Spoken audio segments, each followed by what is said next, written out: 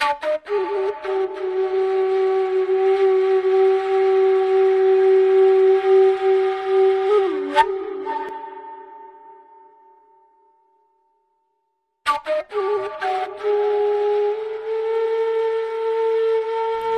Islam masuk ke Tanah Karo? Sebuah pertanyaan yang sulit dijawab dengan tepat. Pemerhati sejarah Islam di Tanah Karo berbeda pendapat tentang sejak kapan masuknya agama Islam di Tanah Karo. Ada yang berpendapat Islam sudah ada di Tanah Karo sejak tahun 456 Hijriah atau 1062 Masehi pada abad ke-11 menurut Pardosi Baharudin.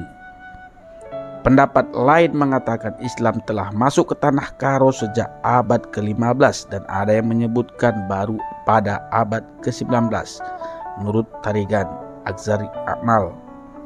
Dari ketiga pendapat di atas tentang masuknya Islam di Tanah Karo, maka berdasarkan informasi data dalam buku Azhari Akmal Tarigan, Tuan Guru Haji Sulaiman Tarigan lebih cenderung untuk setuju bahwa Islam masuk ke Tanah Karo pada abad ke-19. Menurut Azhari Akmal Tarigan, ada 3 teori tentang cara masuknya agama Islam ke Tanah Karo. Pertama, teori Barus. Menurut catatan sejarah bahwa agama Islam sudah ada di Barus sejak pada abad ke-15. Malah ada yang mengatakan sudah ada pada sejak abad ke-9. Menurut teori ini, masuknya agama Islam dibawa oleh pedagang-pedagang dari Barus yang telah beragama Islam. Kedua, teori Aceh. Teori ini menyebutkan bahwa masuknya agama Islam ke Tanah Karo dibawa oleh ulama atau mubalik dari Aceh. Adapun nama-nama mubalik yang tercatat yang menyiarkan agama Islam tersebut antara lain: 1. Tengku Muda yang mengembangkan Islam kepada beberapa keluarga di 3 beringin. 2. Tengku Lau Bahun yang mengembangkan Islam di sekitar daerah Desa Lingga. Tengku Lau Bahun wafat karena dibunuh dan kuburannya terletak di Desa Lingga. 3. Tengku Tambak Malam mengembangkan Islam di sekitar Desa Meriah. 4. Putra Adi Genali dan Tengku Datu dan lain-lain. Ketiga, teori perbatasan. Teori ini menjelaskan pengaruh kerajaan-kerajaan yang berada di sekitar perbatasan Karo, yaitu Kerajaan Haru Deli Tua atau Deli, Kerajaan Haru Langkat, Kerajaan Haru Pane. Kerajaan Haru dan segenap rakyat sudah memeluk Islam sejak abad ke-15. Secara genealogi masih memiliki hubungan dengan suku Karo yang bermukim di dataran tinggi Karo.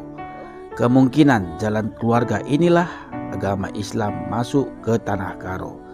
Di samping itu, pedagang-pedagang garam dari Sumatera Timur diperkirakan punya peran dalam memperkenalkan agama Islam di Tanah Karo.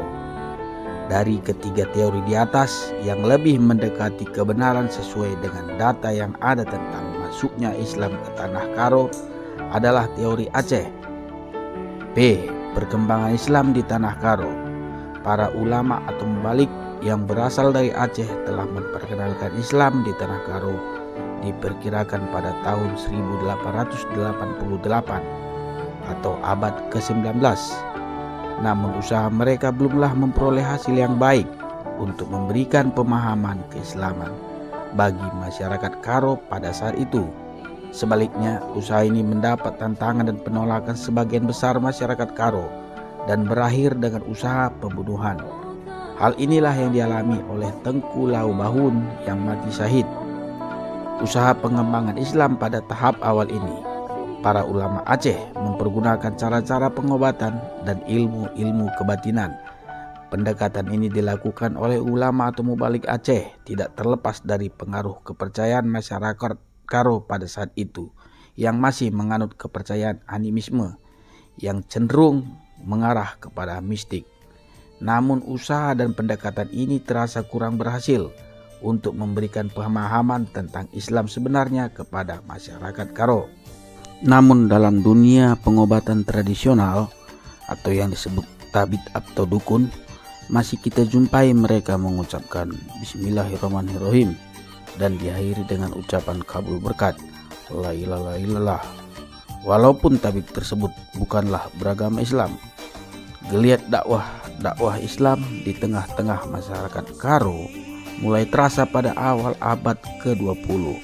Hal ini dimulai dengan masuk Islamnya salah seorang tokoh masyarakat Karo, yaitu Juan Tarigan.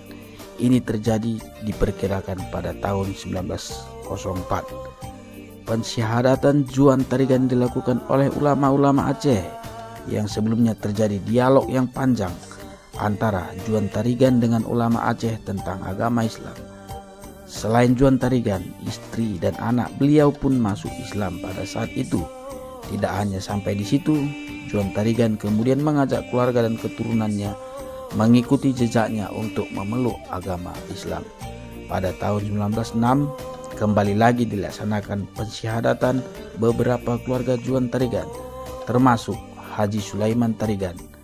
Putra beliau, Haji Sulaiman Tarigan inilah pada tahun 1946 diangkat oleh pemerintah sebagai kepala jawatan agama pertama di Tanah Karo. Pada tahun 1930-an, perkembangan Islam semakin semarak dengan munculnya ormas-ormas Islam di Tanah Karo yang memberikan pembinaan agama Islam untuk wilayah Kabanjahe dan Brastagi. Organisasi Muhammadiyah diperkirakan sudah ada sejak tahun 1936, dibawa oleh Bapak Jono atau pegawai kantor pos Kabanjahe pada saat itu. Selanjutnya, organisasi Al-Wasliyah sudah ada sejak tahun 1939 atau sekitar tahun 1930. Selanjutnya, pada dekade 1980 sampai dengan 1990 adalah periode puncaknya kegiatan Islam di Tanah Karo. Pada era ini, kekompakan para tokoh agama dan pimpinan ormas sangat tinggi dalam rangka berdakwah, memberikan penerangan Islam kepada masyarakat Islam di Tanah Karo. Selain itu, koordinasi dakwah juga berjalan dengan baik. Begitu juga perhatian lembaga-lembaga dakwah dari Medan dan berbagai perguruan tinggi Islam memberikan perhatian yang serius bagi perkembangan agama Islam di Tanah Karo.